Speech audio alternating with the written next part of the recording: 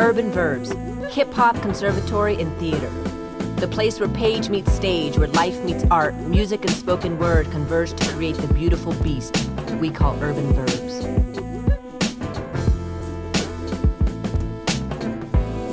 It all started with an answer we still haven't been able to define, but are determined to defend. We asked each other, how does a black kid from New Jersey, a brown kid from the barrio, and a white kid from the foothills who've known each other all of 5 years come together to create an artistic reality that they feel like they've known each other their entire lives? Almost as though they grew up on the same block. The answer is not hip-hop. Hip-hop is just the common denominator. The song we remember from that summer, that prom, that loss. But that story? The fact that we all have a different that story, and maybe we all have a different set of songs for our soundtracks, but we all have a soundtrack. We all have a picture, portrait, or painting. We all have a dance, good or bad at it. We all have a poem, a song, words we said, and words we didn't. Hip-hop only illuminates these relationships and connections for people from different sides of the wax. But once we connect, we are connected.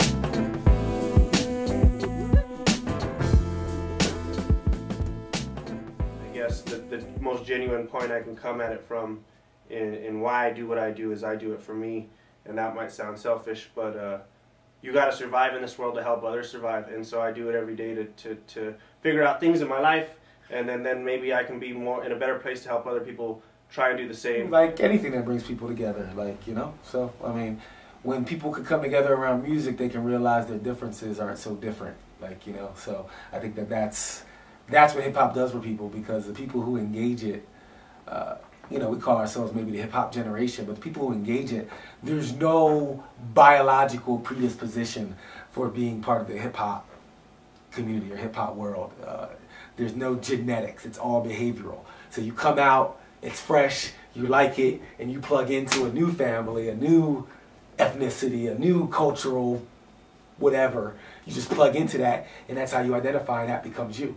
So that's so for me, it's like, it's just really rooted in everything. And the people I've met, my friends, everyone I've met and seen, like, lives change, basically, you know.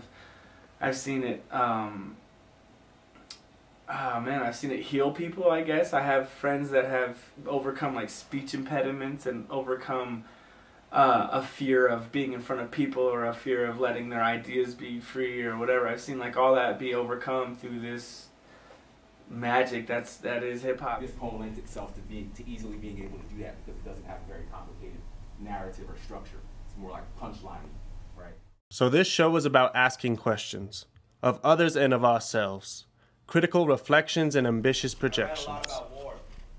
My dad's a Vietnam vet and a PTSD survivor, so he's 100% disabled. The show houses a piece of each city that houses the show.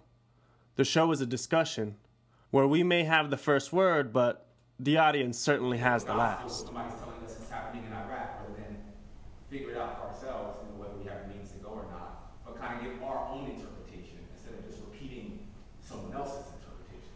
All right, so when I think about communication, like real hip-hop, the value is in the process, not just the product. The lessons that come with facing, challenging, inventing, accepting, and reinventing oneself. Like real hip-hop, Urban Verbs is always in growth, maturing the lexicon and definition of what hip-hop is, rather than what it isn't. 100 people's stories are getting really close to the reality of what happened, because there's certain consistencies in that story. It was daytime. Okay, so all 100 people said it was daytime. Now we're getting closer to a truth, right? You know, so that's in truth with the little t, because there's, you know, that's just me. But And so for the last 5 years, he's now been receiving all these services. So what I'm getting at is, for 20 years, I pretty much was raised by, like, a single parent. And when I moved to Albuquerque, they actually had a slam scene, which Philly didn't at the time. Philly does now. And I showed up at a slam and met this guy. He was DJing the night I showed up, and I kind of just Googled it online, and you know, I got myself the courage to show up, and I did really well that night and made the team. He won. First slam ever, he won. And it started with my mom, like, you know, when I was young, she used to always be like, you won't be in the Easter play at church. You ain't got no choice in it. So that got me, like, on stage, and it was easy to perform. Like, it made, like, we all work with a lot of youth, and I'm probably repeating myself to some of the people who heard it in the workshop, or in the classes, is that if you can do this, whether you want to be a poet or not, it makes job interviews a hell of a lot easier. Makes grad school interviews a hell of a lot easier. Makes asking that special guy or girl out a hell of a lot easier. You know what I'm saying? Because people still have this huge fear in our society about speaking in public. You hear a lot about murder, murder, murder, kill, kill, kill, and you can get that everywhere, but where do you get like stuff that is actually going to build communities like instead of destroy it, right? So. With all your raps and everything, what would you say is your biggest message in terms of community, in terms of society? Like you talk about war, you talk about racism. What would you say? I mean, I know it's really hard to kind of narrow it down to one thing, but like if you want us here leaving, if you want us to leave here thinking about something, what would that one thing be? Let it out and be yourself, because that's all we do, right? You get to see me completely when I hit a stage, and you might see me cry, you might see me laugh, but unless we see each other in those vulnerable situations, we don't know how to relate to each other in this world. So much text message and email and all that shit just really dumbs down regular modes of human interaction and communication. So I would say, be you, be real, let it out. Because otherwise it comes out in so many other ways. I work in a jail, it comes out in those ways. Those people didn't write it down, they acted it out, so. Urban Verbs, hip-hop conservatory and theater. Because when we all peel back our layers, flesh by flesh, we recognize we are each other, just with different stories. Hip-hop exposes our connective tissue. This show acts as a microscopic lens that magnifies this connection and makes it unignorable. People deem more important than the people whose parents clean it. That's how we make ourselves unignorable, unforgettable, infamous, which is the only famous we'll ever be. But that mural, that's my name that they'll always see. Low expectations have me put my name in high places, out of their reach, even when the police catch me. Because they told me I'd never own a building. So that building will own me. Rightly live life at the same time while still making the most out of what's left. I'm only flesh and blood. On random nights to remember a smoke break to take you out. I'm only flesh and blood. I'm only flesh and blood. I'm only flesh and blood.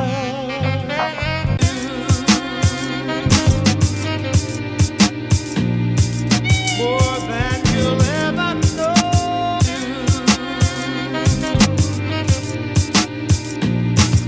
More than you'll ever know.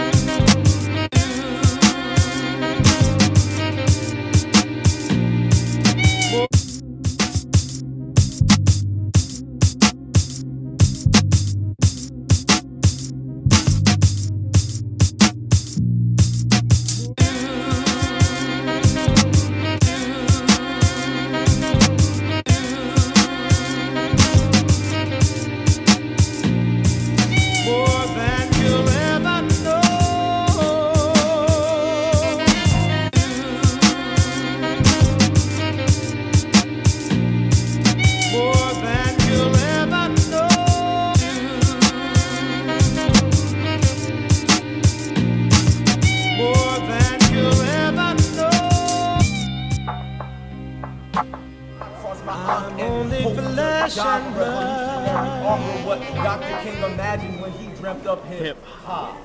Woo! Yeah.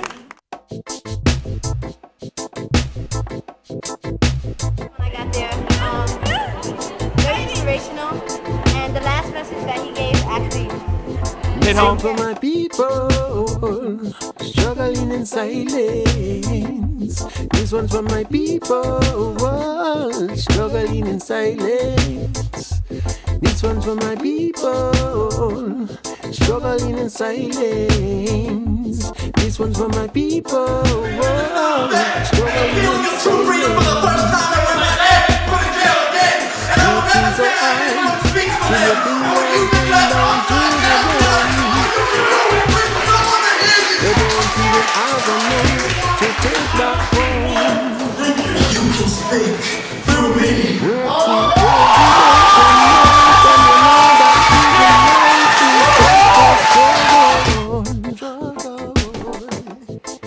Tell Mr. Man in your three-piece suit that you ain't doing nothing to give back to the youth.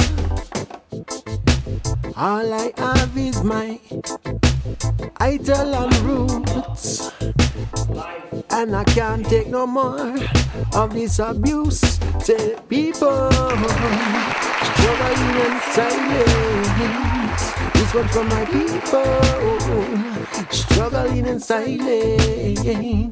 This one for my people struggling in silence. And this one for my people global wide struggling in silence. Aspiring rappers and MCs, and there are aspiring, novelists at 14, 15, 16 years old. It's something that's accessible to them, and we ought to pay attention to it. So, in my opinion, it's a catalyst for change for our next generation because it's the language they speak, and my generation because we speak that language, and so I speak it to them, and we have a conversation. Urban Verbs is a video, audio, visceral performance piece that is dialogued entirely in poetic verse. We are a collaborative of individual artists across many disciplines, including literature, music, audio, sound engineering, film, visual art, and theater. We are dedicated educators in varying capacities, as well as bloggers, journalists, social scientists, media makers, and community organizers. Urban Verbs is an alternative interpretation to the brainless, heartless, materialist, violent, sexist, homophobic, self-involved popular perception of hip-hop. Our mission is to create a progressive narrative around hip-hop culture and facilitate the practice of everyone telling their story through hip-hop as a form of love, a form of intelligence, and a way of better living. To increase the respect and acceptance of hip-hop as a legitimate and visionary art form and worthy of academic inquiry. To be an example of how one can feed their family and live their dream through hip-hop that builds rather than hip-hop that destroys. To fashion hip-hop into the tools that bring people together, stops wars, makes babies, and raises them.